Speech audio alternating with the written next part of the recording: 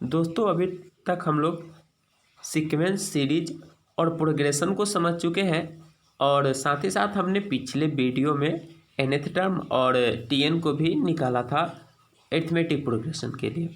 तो अगर जिन लोगों का ये सेशन मिस हो गया है वो सबसे पहले पार्ट 1 देख ले, तो फिर आप इस वीडियो को देख सकते हो।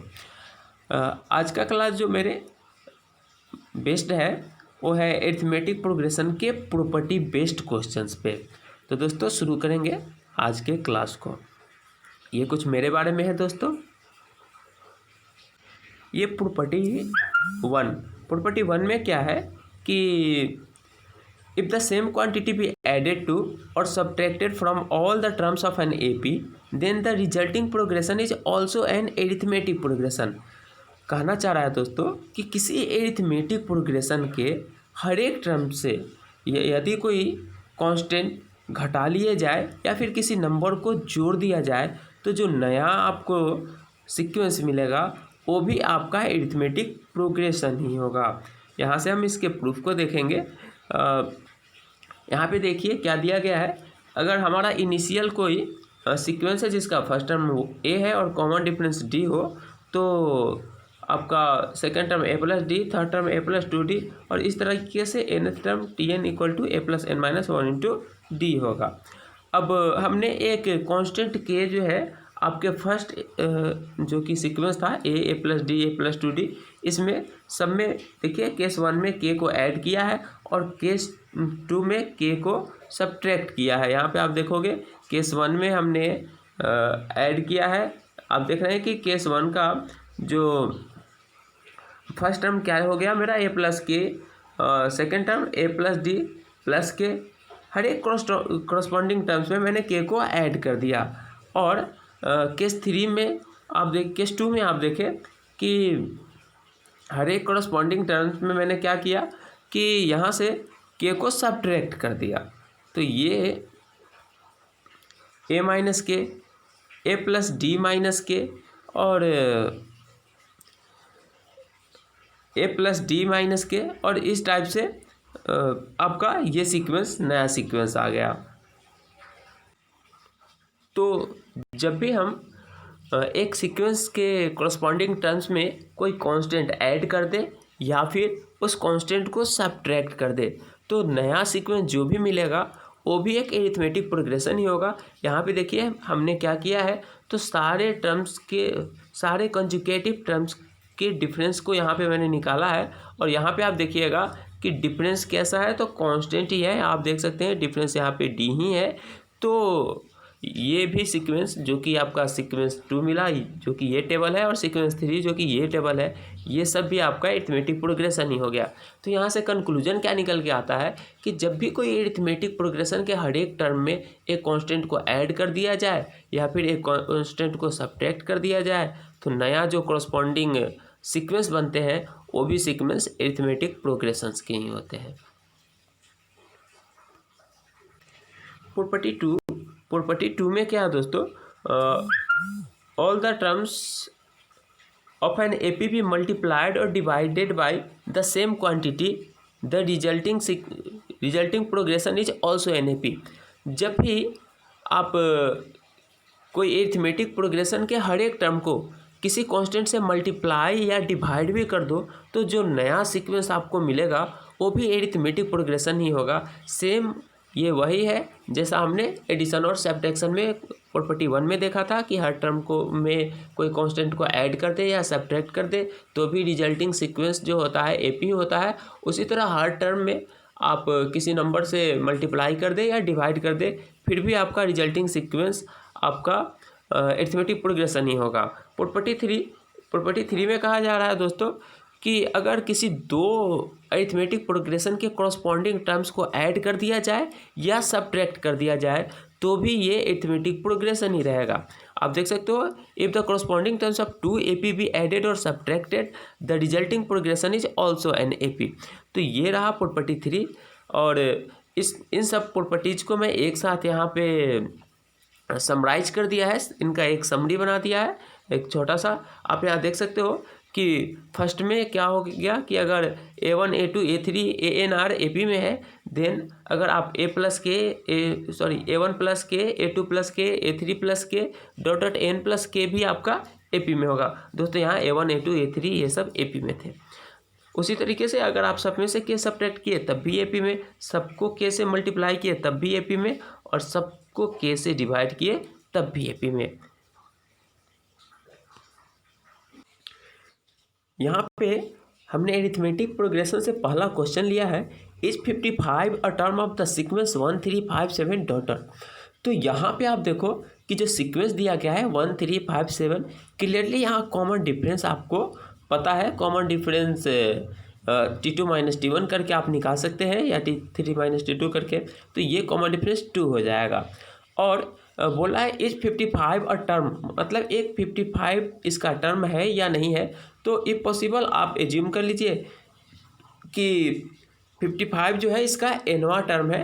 तो यहाँ से एक चीज़ आ गया कि Tn इक्वल टू, मैंने 55 एज्यूम कर लिया, A equal to 1 first term और D इक्वल टू 2। तो यहाँ से Tn इक्वल टू जो फार्मूला है हमारे पास A plus n minus 1 into D, हम इसका यूज किए और यहाँ से n का वैल्यू 28 निकल के आया। मतलब ये है दोस्तों कि n जो कि ये 28 क्या है, तो एक नेचुरल नंबर है। और जब भी यहाँ n का वैल्यू एक नेचुरल आ जाए, काउंटिंग नंबर आ जाए, तो nवां टर्म जो आपने जो गिवन है वो होगा। अगर ये नेचुरल नहीं होता तो nवां टर्म, जैसे अगर फ्रैक्शन में आ जाता 28.5, तो ये 55 मेरा इस सीक्वेंस का टर्म नहीं होता। तो ये रहा आपका पहला क्वेश्चन। अब चलेंगे हम दूसरे क्वेश्चन की ओर। करा है find the first negative term of the sequence. ये दे रखा है 2000, 1995, 1990 और इस टाइप से। तो दोस्तों अगर फर्स्ट निगेटिव टर्म की बात किया है यहाँ पे, और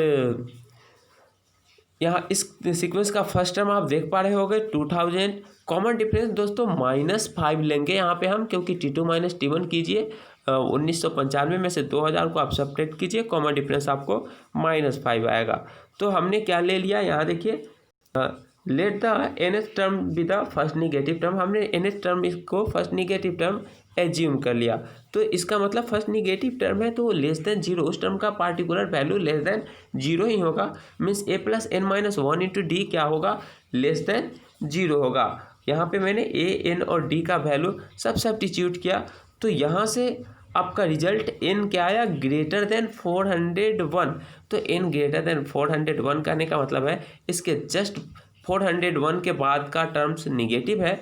तो फर्स्ट निगेटिव टर्म हमको पता करना है, तो 401 तक तो आपको या तो पॉजिटिव टर्म्स मिलेंगे या फिर 0 मिलेंगे, मीन्स नॉन निगेटिव टर्म्स मिलेंगे। तो इसके जस्ट बाद का टर्म 402 जो 402 टर्म है वो आपका फर्स्ट निगेटिव टर्म हो जाएगा। और यहाँ पे T402 जैसे हम लोग कैलकुलेट करते हैं वैसे ही मैंने निकाल लिया, जिसका वैल्यू हमें -5 आ गया।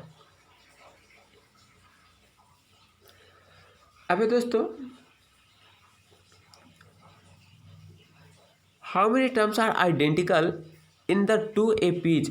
यहाँ पे 2 AP दे रखा है, पहला है 2468 अप टू 100 टर्म्स एंड 369 ये अप टू 80 टर्म्स। तो दोस्तों ये भी बड़ा इंपॉर्टेंट क्वेश्चन है कि 2 AP दे दिया है और इन दोनों में कितने ही टर्म आइडेंटिकल होंगे, इन्हीं का हमें पता करना है। तो यहाँ पे आप सबसे पहले देखिए, मान लीजिए कि लेट R टर्म्स भी आइडेंटिकल, ऐसा ले लिए कि नंबर ऑफ टर्म्स R है जो कि दोनों में आइडेंटिकल होंगे। तो ये आइडेंटिकल टर्म्स क्या होगा, तो दोनों के फर्स्ट टर्म का LCM से बना हुआ टर्म ही आइडेंटिकल होगा, LCM के मल्टीपल से बना हुआ टर्म यूँ कहे तो देखिए 3 और 2 का LCM 6 होता है, तो 6, 12, 18।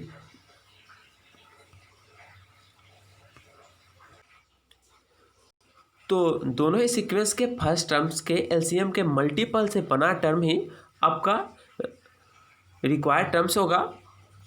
तो यहाँ पे हमारा रिक्वायर्ड सीक्वेंस जो है आइडेंटिकल टर्म्स का सीक्वेंस ये आ चुका 6, 12, 18 और इस टाइप से। अब इसका rth टर्म क्या हो जाएगा, तो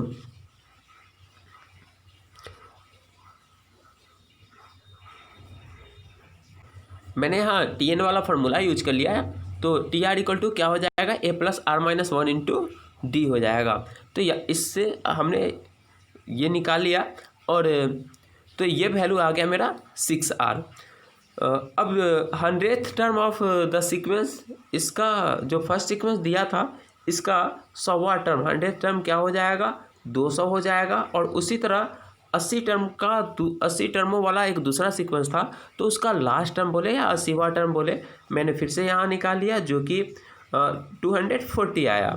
अब ये देखिए, since the last term that is rth term of the sequence is identical terms can't be greater than 200।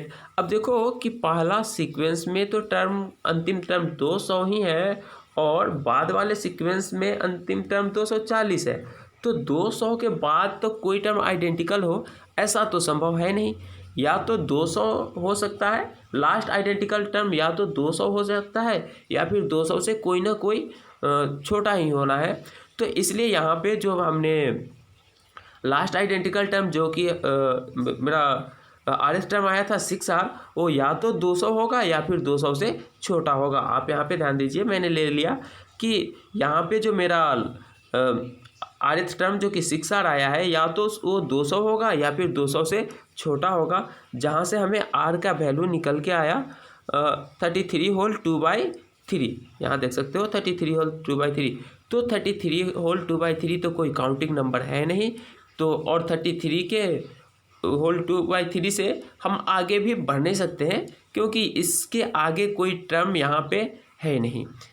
Identical terms की बात करें यहाँ पे, तो हमारा लास्ट आइडेंटिकल टर्म कौन हो जाएगा, ये 33rd टर्म जो है आइडेंटिकल टर्म हो जाएगा। नंबर ऑफ टर्म्स जो हो जाएंगे जो कि आइडेंटिकल है इसमें, वो 33 ही होंगे आपके।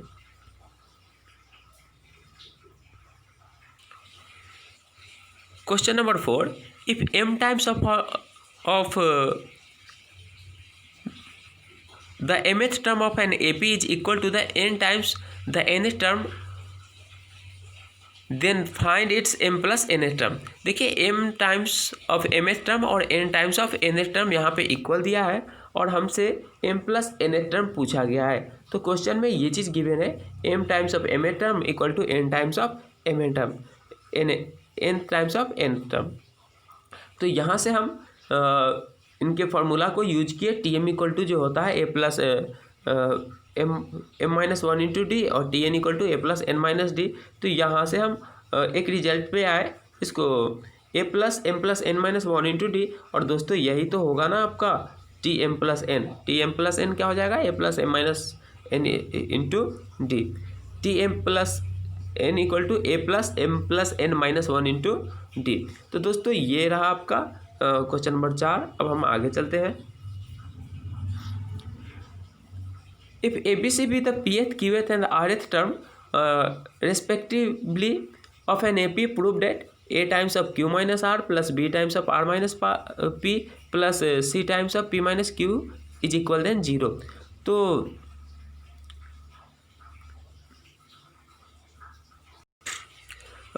let us assume that the first term of AP is x and common difference is d, then TP equal to हमारा क्या हो जाएगा, TP equal to x plus P minus one into D, जिसका वैल्यू a गिवन है। इसी तरह TQ का value b given है और TR का वैल्यू c गिवन है। अब मैंने सबसे पहले a minus C, c minus b और b माइनस a को कैलकुलेट किया और उसके बाद जो हमें निकालने थे LHS मैंने यहाँ से लिया और LHS में इन सारे वैल्यूज को सब्स्टिट्यूट किया। तो यहाँ से हमारा ये रिजल्ट आ गया कि ये a times of b minus C plus b times of c minus a plus c times of a minus b equal to 0 हो जाएंगे। ऐसा इसलिए होगा दोस्तों क्योंकि आप यहाँ देख सकते हो न्यूमरेटर में जितने सारे टर्म्स है, जैसे यहाँ से आपको पॉजिटिव ए बी मिलेगा और यहाँ से आपको एक निगेटिव ए बी टर्म मिलेगा। उसी तरह यहाँ से आपको निगेटिव ए सी मिलेगा तो ऊपर में एक और पॉजिटिव ए सी, मतलब हर टर्म आगे वाले टर्म से कैंसिल हो जाएगा और न्यूमरेटर जीरो मिल जाएगा, जिससे हमको जिस टर्म को जीरो दिखाना है, जो कि A times of Q minus R plus B times of R minus P plus C times of P minus Q, ये मेरा क्या बन जाएगा, जीरो बन जाएगा।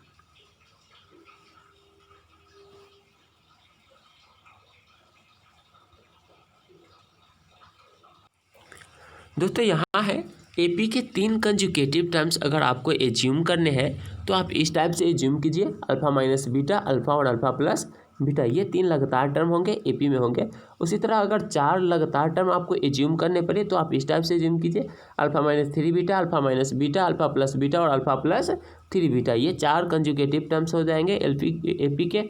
और अगर 5 कंजुगेटिव टर्म्स आपको एज्यूम करना पड़े तो जैसा आपने 3 एज्यूम किया था केस 1 में, उसके पहले एक अल्फा माइनस 2 बीटा लगा दीजिए और बाद में अल्फा प्लस 2 बीटा, ये 5 कंजुगेटिव टर्म्स एपी के हैं, जो कि बहुत ही क्वेश्चन को सॉल्व करते समय हेल्प करेंगे आपको, तो इन चीज़ का आप ध्यान रखें।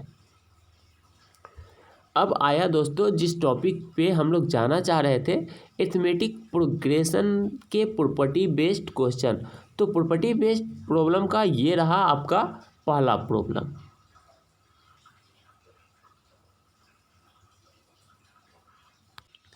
देखिए कहा गया है, if A B C are in A P then prove that B plus C plus A plus B are in also A P.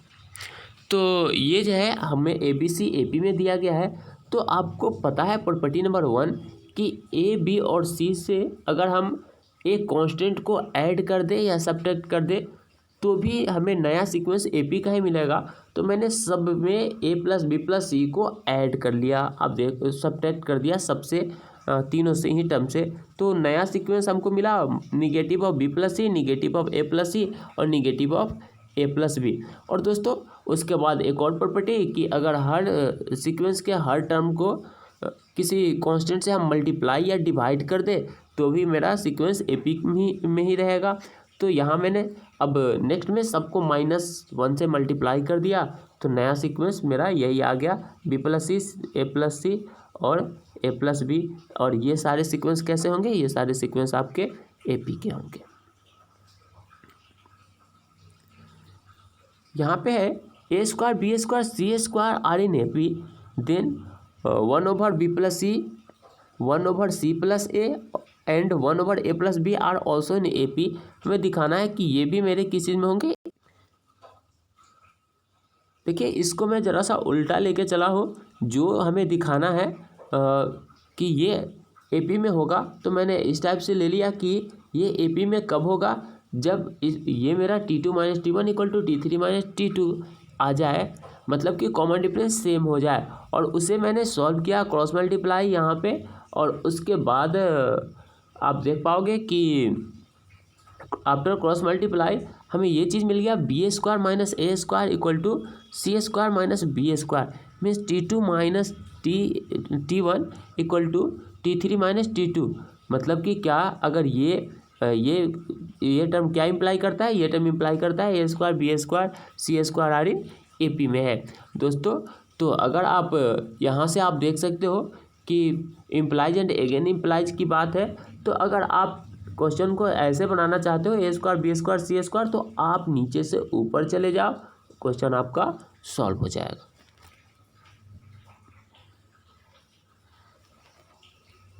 अब ये देखिए, if A B C are in A P so that, यहाँ पे 2 question दे रखा है, ये भी आपके ए पी में होंगे।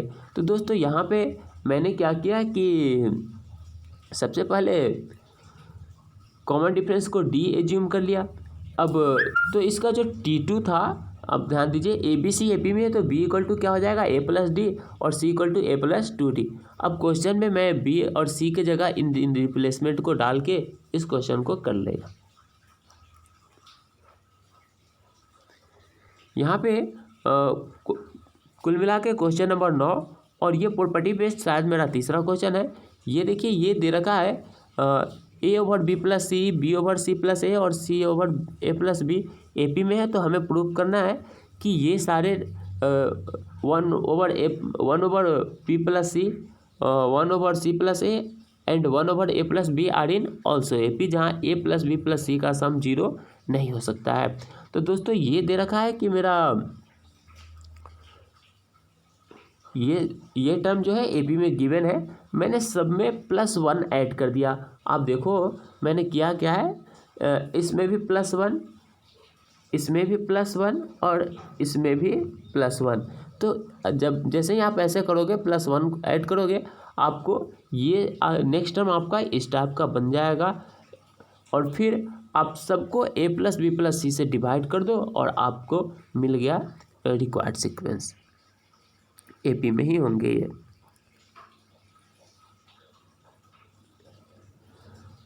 यहाँ कुछ और क्वेश्चन है जो कि AP के प्रॉपर्टी बेस्ड ही है। देख सकते हैं ABC AP में है, तो आपको शो करना है कि 1/BC 1/CA और 1/AB भी AP में ही होंगे। तो यहाँ पे कुल 4 क्वेश्चन दिए गए हैं, आप देख लीजिए 1 2 3 4।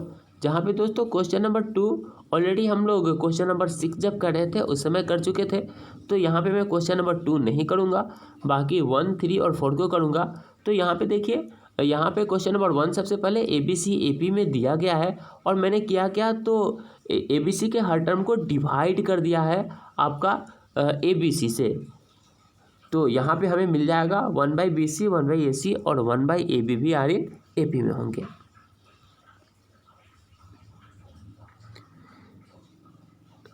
यहाँ दूसरा भी किया गया है, देख सकते हैं आप कि मैंने किया क्या है कि क्वेश्चन नंबर 2 में कि सब में से सब्ट्रैक्ट कर दिया a+b+c और हमारा रिजल्ट आ चुका है b+c c+a और a+b AP में होंगे। तीसरा अब मैंने क्या किया कि सभी में AB+BC+CA से मल्टीप्लाई किया और अब आप देखोगे कि हम किस तरीके से रिजल्ट तक आ चुके हैं।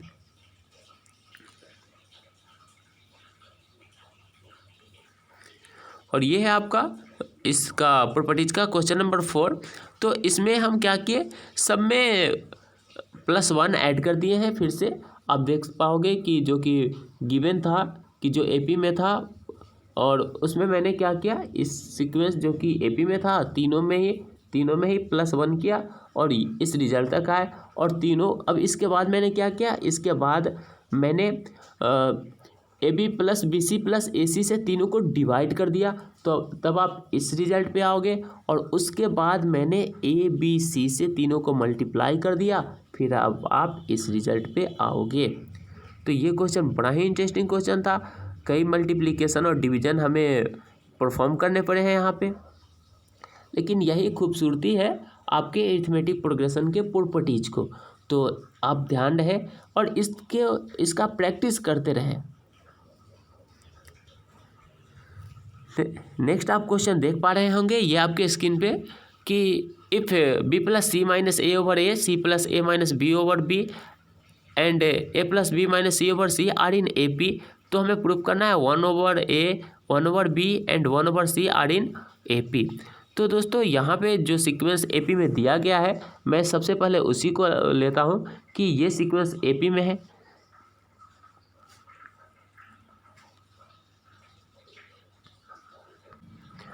और इसके बाद मैंने इस सीक्वेंस के हर टर्म में +2 ऐड किया है दोस्तों, सब में +2 ऐड किया है, जिससे हमें एक नया सीक्वेंस मिला। क्योंकि AP के हर टर्म में अगर आप कोई भी कांस्टेंट प्लस कर दो तो नया सीक्वेंस भी AP में ही होता है। तो ये नया सीक्वेंस मिला जो कि AP में होगा। और अब मैंने इस सीक्वेंस के हर टर्म को A+B+C से डिवाइड कर दिया, तो आपके पास ये रिजल्ट आ गया कि जो कि 1/A 1/B और 1/C होंगे, वो भी किस में होंगे, AP में ही होंगे। क्वेश्चन नंबर 12 देखिए, यहाँ पे इफ़ B - C का होल स्क्वायर C - A का होल स्क्वायर और A - B का होल स्क्वायर AP में है, तो हमें शो करना है 1/B - C 1/C - A and 1/A - B भी आपका AP में होगा। तो दोस्तों यहाँ पे मैं इसे लेके चल रहा हूँ जो कि एपी में गिवन है, बी माइनस सी का whole square, C minus A का whole square and A minus B का होल स्क्वायर, ये सब एपी में आपका दे रखा है। और देखिए एक बहुत बड़ा सा टर्म यहाँ पे मैंने ऐड किया है in each of is the terms, और जो कि A B plus B C plus C A minus A square minus B square minus C square. तो दोस्तों आपको बड़ा ही मेहनत करना पड़ता है ऐसे सीक्वेंस को सॉल्व करने के लिए। तो अब आप देखिए, और ये सीक्वेंस कैसे कन्वर्ट हो गया है, आप केवल यहाँ पे समझने का प्रयास कीजिए कि क्यों मैंने ये ऐड किया और फिर कैसे हम इस रिजल्ट तक पहुँचे। एक बार जब आप इसको ध्यान से करोगे तो आप अपने रिजल्ट तक आ जाओगे।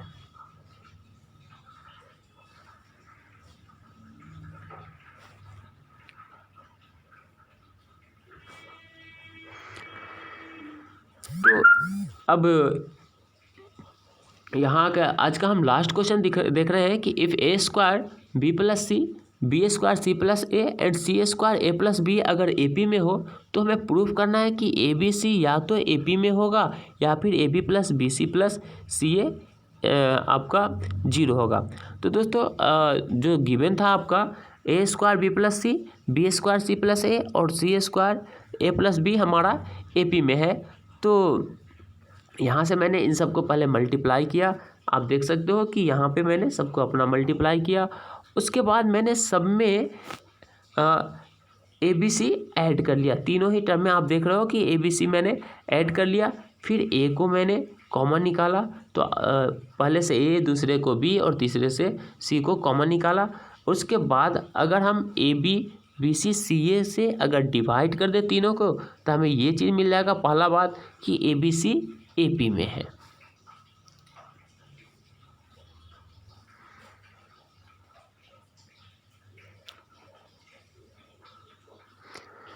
तो अगर केस 2 देखते हैं, अगर ए बी सी मेरा ए पी में है तो ये भी आपका ए पी में होगा, क्योंकि किसी एक कांस्टेंट से मैंने ए पी के हर टर्म को मल्टीप्लाई कर दिया तो भी किस चीज़ में होंगे, ए पी में होंगे।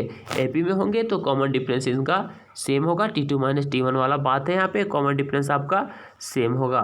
तो यहाँ से हम इस रिजल्ट पे आएंगे, आप इसको सॉल्व कीजिए और यहाँ से आपको ये बात मिल जाएगा 2b minus A minus C times of A B plus B C plus C A 0 है।